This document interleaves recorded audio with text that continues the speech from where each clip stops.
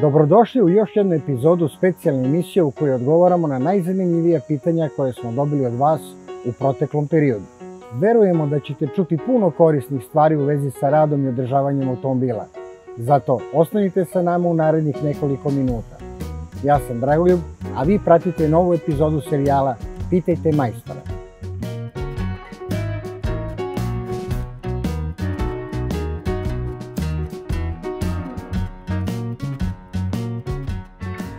Zvuk koji podsjeća na kotrljanje klikera najvjerojatnije govori ili da je motorno ulje u lošem kvalitetu ili da su podizači ventila u lošem stanju. Naime, vi imate automatske podizače koji radi na pritisak ulja. Zvuk koji čujete ukazuje na to da se podizači nisu dovoljno napunili ulje. Kada se ulje ugreje, ono se malo razredi i tada lakše prodire i puni šupljine u podizaču. Zvuk prestaje kada se šupljine napune. Dakle, probajte da zamenite ulje za adekvatno, a ako zvuk i dalje bude prisutan, neka vam u servisu promene podizač.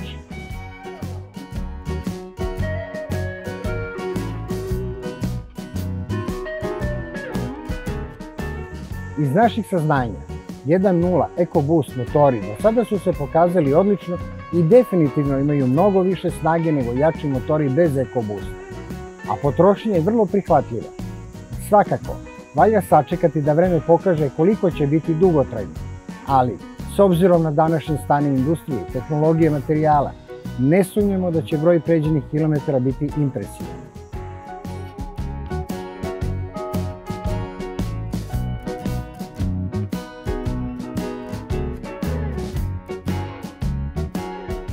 Zamjena osigurača za ručnu kočnicu je vrlo osjetljiva intervencija i nije predviđeno da to radi sam korisnik.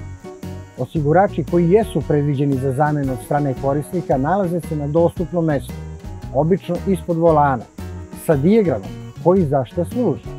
Druga grupa osigurača smeštena je na teže dostupnim mjestima i budući da se radi o sistemima koji direktno utiču na bezbednost i tehničku ispravnost vozila, njihovu zamjenu rade isključivo stručno lice.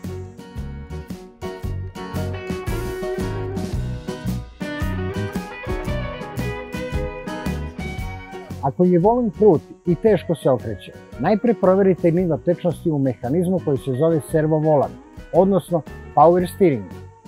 Ukoliko u posudi nemate dovoljno ulja, kupite odgovarajuće i dospite prema upustvu koje se nalazi ili na bočici ili na samu poklopcu gdje stoji merač nivoa.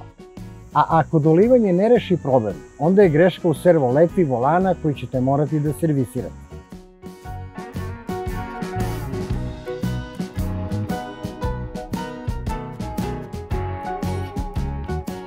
Ugradnja turbopumnjača je moguća na bilo kom benzinskom motoru, ali to je tunerski zahvat i iziskuje veliko znanje i poznavanje mehanike. Podrazumijeva promjenu klipova iz serijske u turbo opciju, ugradnju turbokompresora i zamjenu kompletne mape ubrizgavanja novom koja će biti prilagođena takvom motoru. U pitanju je složeniji zahvat za koji bi trebalo se obratiti profesionalnom tuneru.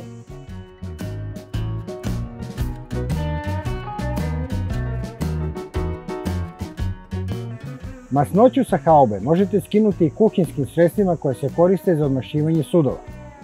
Jednostavno naprskajte, prebrišite sunđerom i isperite čistom vodom. Nikako nemojte koristiti neka abrazivna sredstva, razređivač, benzin, pošto ona mogu da oštete boju.